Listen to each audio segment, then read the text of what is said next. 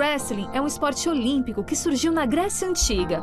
Naquela época, era uma forma de transmissão cultural e tinha um caráter sagrado, onde durante a competição ocorria o encontro dos nossos heróis, os atletas. E era nesse momento onde eles chegavam mais perto dos deuses olímpicos.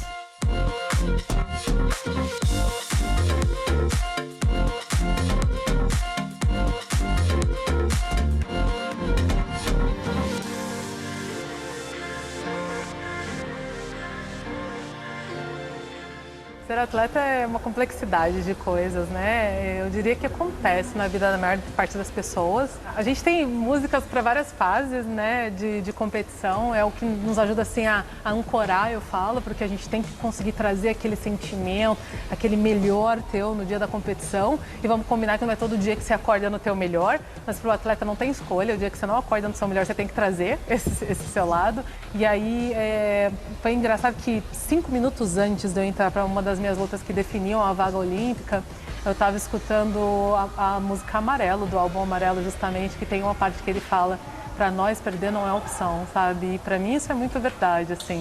Para nós, para quem é preto, né, mulher, não é uma opção perder, sabe? Isso na verdade é o que está definido, pré-definido pela estrutura da sociedade pra gente. E quando a gente tem uma oportunidade, não pode deixar isso como opção, não. E aí essa música, nessa hora, eu falei: que perder o quê? Eu vou entrar para ganhar essa luta. E deu certo.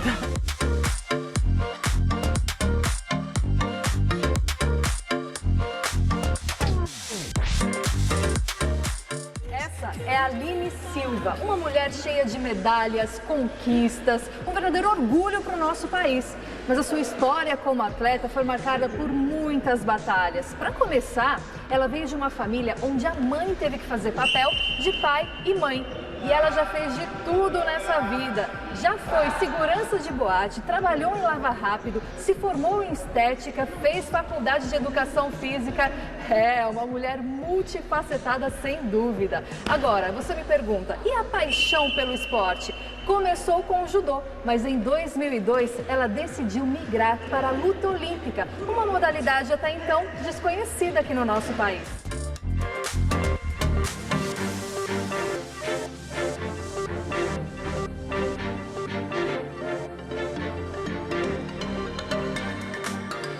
Aline, eu quero, antes de mais nada, te agradecer muito, porque você acabou de fazer um treino de mais de 2 horas, super exaustivo.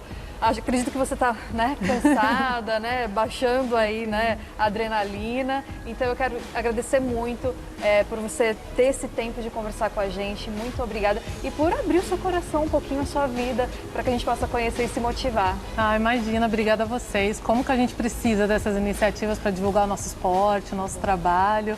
Realmente, assim, acabei de treinar, estou cansada, mas é uma parte importante também a gente poder mostrar para as pessoas o quanto a gente batalha todo dia, né? Com certeza, e batalha muito, e muito mesmo. Vocês vão conhecer um pouquinho da história dessa super atleta que é a Aline Silva. Aline, eu quero começar que você explique pra gente como é que o wrestling chegou na sua vida. Foi por um acaso, né? Tem gente que pergunta: em que momento que você escolheu o wrestling? Eu falo: não, o wrestling que me escolheu, na verdade, porque mesmo? Meu sonho olímpico era no judô. Eu comecei a praticar o esporte no judô, na escola que eu estudava, e aí, por falta de condições de investir no judô, para não parar, para não desistir do esporte, meu primeiro sensei me levou para treinar no Centro Olímpico, no Ibirapuera, ali em São Paulo, que eles davam todo o apoio, até hoje tem uma estrutura maravilhosa, lá eles ajudam bastante, então dava passagem, na época era um ticket de ônibus para você poder ir e voltar para o treino, dava um lanche, pagava competições. E lá no Centro Olímpico o sensei dava aula de wrestling e de luta olímpica. Desde que eu cheguei, ele começou a insistir para eu participar de luta olímpica. Eu não queria, porque eu achava que wrestling... Não, esse esporte ninguém conhece, ninguém nunca ouviu falar. É mesmo? Então eu imaginava... Você nem deu muita bola, Não então. dava, porque eu achava que o wrestling ia ser no mundo do mesmo jeito que eu via no Brasil, né? Onde pouca gente conhecia. Eu convidei a Aline para a luta olímpica. Ela era minha atleta no judô, no Centro Olímpico de Treinamento e Pesquisa. E ela veio indicada para o judô por um outro técnico amigo, o Messias, o Vanderlei Messias. E ela era uma boa atleta de judô e teve um torneio ali no DF da Água Branca em que eu fui lá na federação, a sede da federação era lá, e ela estava disputando, era a Copa da ANAP, que ia dar um dinheiro para ela, e infelizmente era um torneio escolar, ela não conseguiu vencer. E na volta eu falei, vamos pro treino, Aline. E ela veio no carro comigo, mas veio chorando o caminho inteiro.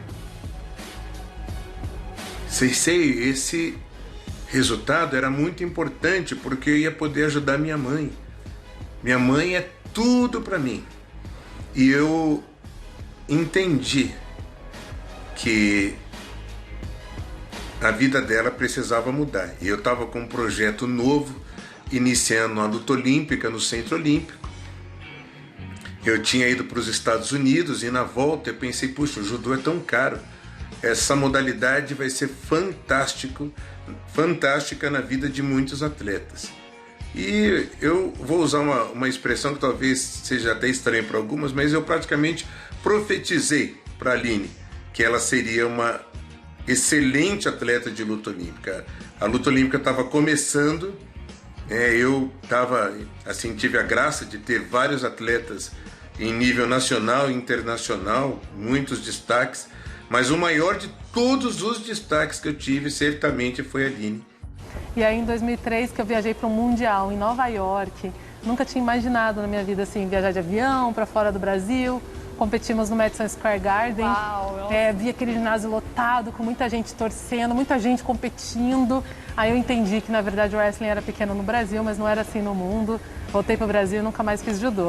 Agora, a gente está falando aqui um pouco da sua história como atleta. Eu tentei contar as medalhas que você tem, os campeonatos. Mas, gente, você sabe quantas medalhas você tem? Quantos campeonatos você já perdeu a conta? Eu não tenho conta e toda vez eu peço para minha mãe. Minha mãe manda, ela mantém, ela tem um catálogo.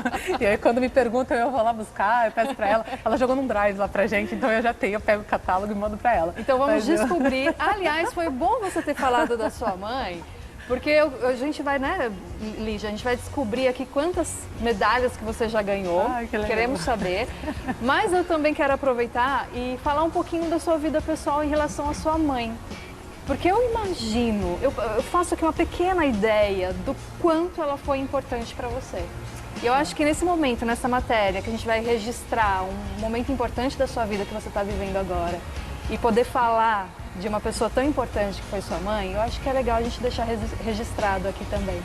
Obrigada por me dar a oportunidade. Eu acho que minha mãe merece todo o agradecimento, todo o reconhecimento que eu puder dar para ela. Afinal, foi ela sempre na vida por mim. Fomos só eu e ela. Minha mãe, uma mãe negra, mulher negra, mãe solo, me criou sozinha porque meu pai deixou a gente, eu não tinha nenhum ano de idade. E eu vou te falar que eu preferia não ter que dar todo esse reconhecimento só para ela. Eu preferia não ter que ver como minha mãe como uma mulher forte, guerreira, resiliente. Ela teve que ser, não é uma coisa romântica e bonita a ser aplaudida. O sistema obrigou ela a sobreviver e me criar dessa forma. Sou muito grata e minha mãe é a guerreira que eu estou dizendo aqui que eu preferia não ter que reconhecer. Ela é tudo isso.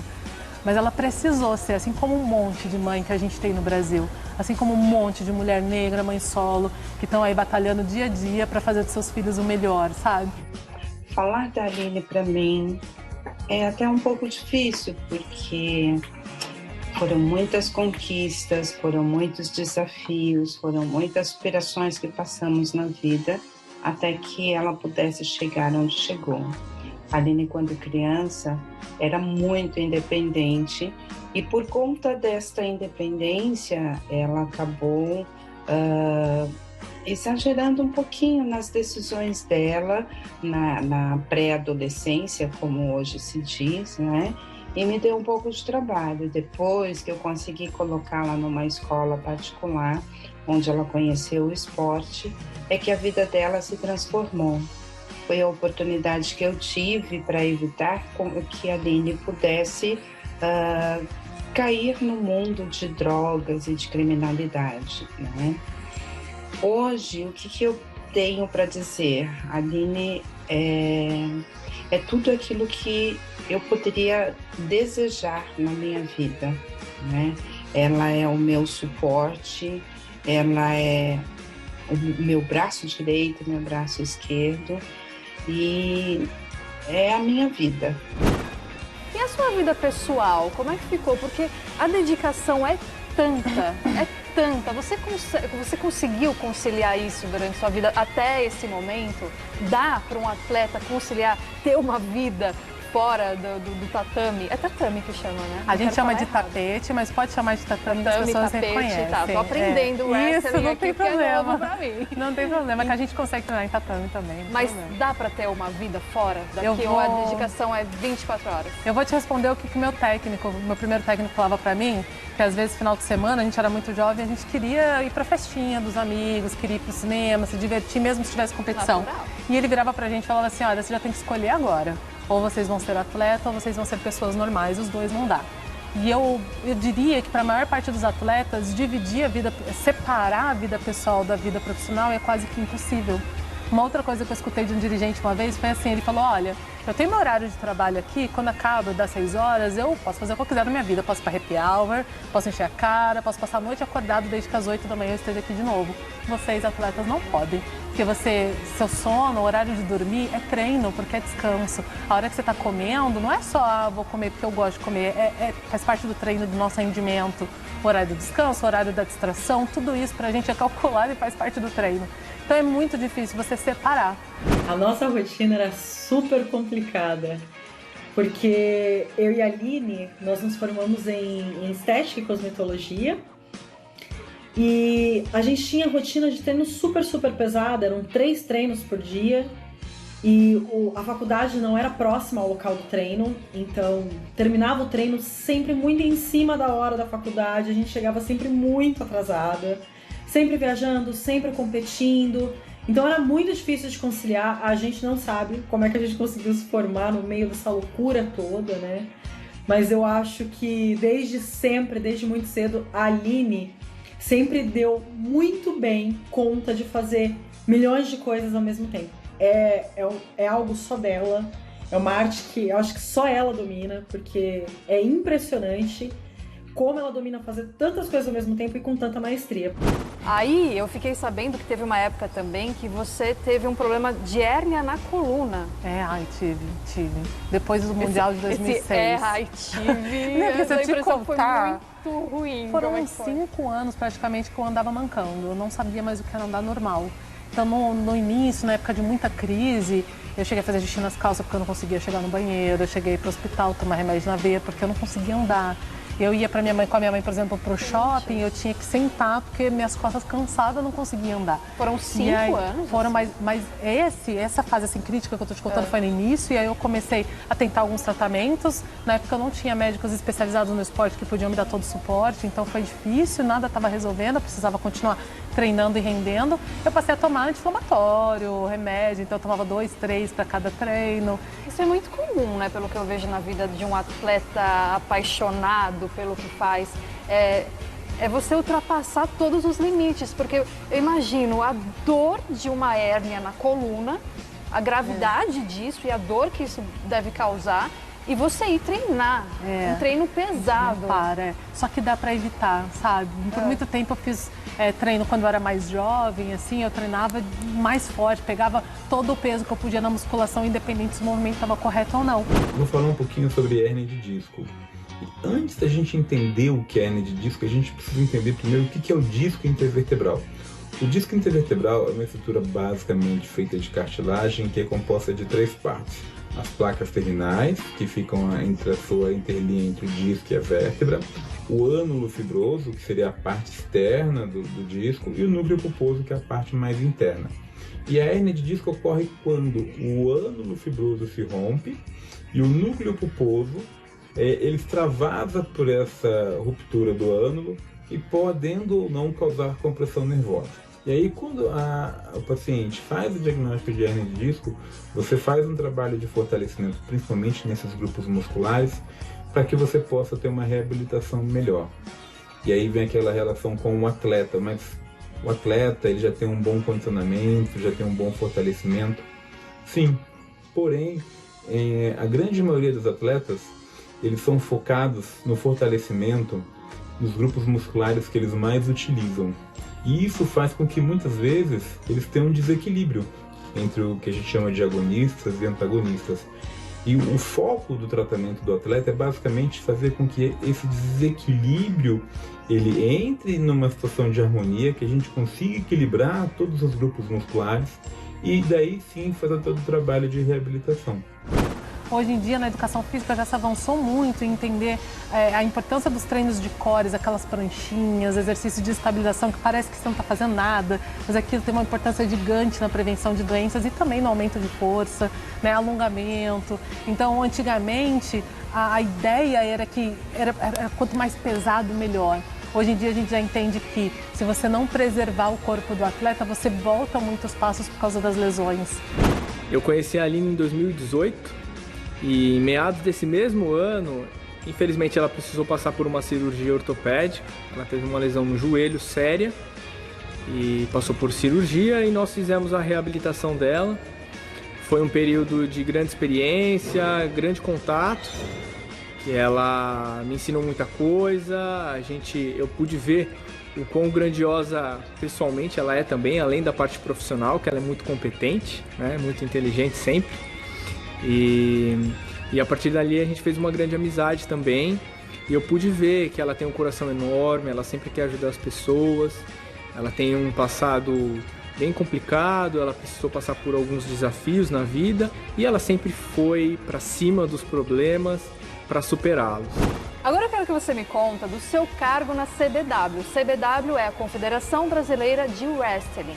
Só que é um marco aí esse seu cargo como vice-presidente, porque pelo menos até onde se sabe não tem nenhuma mulher que teve nesse cargo desde que começou, por exemplo. Uma das coisas que possibilitou a gente mudar foi a adequação da Lei 18A, super importante, de trazer comissão de atletas para as confederações com direito a voto, né, já que quem faz o esporte acontecer são os atletas, somos nós que sentimos o impacto de cada uma das ações, somos nós que sabemos exatamente se está funcionando ou não isso ou aquilo. Então foi uma coisa ótima, que eu acho que proporcionou com que as pessoas mais envolvidas na atividade mesmo do wrestling expressassem a sua opinião. Eu fiquei muito feliz de perceber que parte da opinião deles me incluía nos planos para talvez trazer mudança para o wrestling. Eu estou há tantos anos dando minha vida nos tapetes, né, lutando, competindo, sempre reclamei muito. E aí eu falo que talvez seja a hora de, né, não só reclamar, vamos fazer, que agora não adianta mais reclamar, vai reclamar para quê? Agora tem que fazer. Tem que fazer. Resolve. Então acho que é um pouquinho disso, assim. Além da CBW, a Aline tem um projeto social em Cubatão, onde mora atualmente, chamado Me Empodera. Lá oferecem aulas gratuitas de wrestling, inglês e orientações sexuais. Muito legal, né? Agora, você aqui está sendo assistida por milhares de pessoas que estão sendo motivadas pela sua história, que estão se inspirando na sua história. Como é o recado? O que vem no seu coração agora para essas pessoas que, enfim, tem tantas histórias acontecendo aí, seja no atletismo ou na vida? O que vem no seu coração agora? Eu aprendi muito vivendo, assim, viajando, me vendo em várias situações que a gente aprende a julgar um pouquinho menos e a tentar realmente se colocar no lugar do outro. E se colocar no lugar do outro não é como se eu estivesse naquela situação, já não é o outro. Isso eu acho que ajuda muito a gente a enxergar o mundo de uma outra forma e talvez tentar realmente buscar soluções, sabe? Eu tento praticar no meu dia a dia um pensamento que ele não é aquele pensamento superficial e rápido, que eu olho e já tento tirar conclusões do que eu estou vendo. Sempre tem mais para ver. E se a gente tentar treinar esse olhar, de olhar um pouco mais, olha de novo, percebe um pouco melhor, talvez a gente consiga contribuir de pouquinho em pouquinho com o nosso espaço, o nosso redor, com cada pessoa que convive com a gente faz a diferença, porque aí nós vamos ter menos Alines para ser inspirar os outros e mais pessoas inspirando, sabe? Bom, eu vou perguntar uma coisa que a gente acha que sabe o que é, mas eu não sei se vamos acertar, né? Qual é o seu sonho? Eu pensei no sonho olímpico. É isso? Já foi, não é mais. Eu acho que estudar e tentar entender as coisas é muito complicado porque muda muito a gente, né? Eu não acho que o esporte ou uma medalha olímpica me define. Eu gosto de falar que eu não tenho mais como perder, eu já alcancei demais na minha vida, sabe? Tudo que eu passei, de onde eu vim. É até injusto dizer que seria uma competição equiparada, eu contra uma americana que viveu num centro de treinamento, teve tudo desde sempre. Então, de onde eu vim, de tudo que eu conquistei, eu sei já que com medalha olímpica ou não no peito, eu sei que eu venci. Então, para mim, eu acho que sonho na vida mesmo é conseguir conquistar a paz dentro de tudo que eu vivi. Porque parece que a gente está em paz, eu nunca estou em paz. E parte das coisas que eu faço, vamos dizer, meu projeto e tudo mais, é para conseguir lidar com tudo que eu tive que enfrentar na minha vida. Então, você dá sentido para aquilo. Você pega tudo que você sofreu e tenta dar um sentido bonito para ele. Fala, um propósito.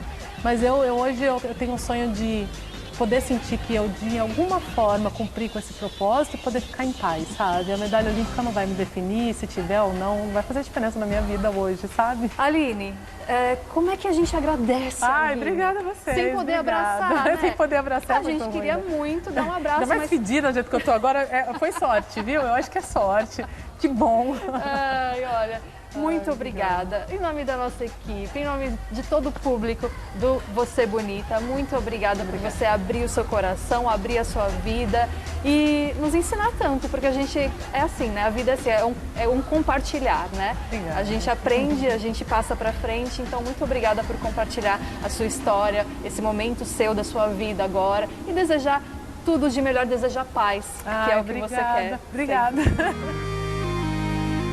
Essa foi a Aline e o que eu aprendi com essa entrevista? Que no esporte da vida as oportunidades e chances não surgem na sua frente, é você quem as cria.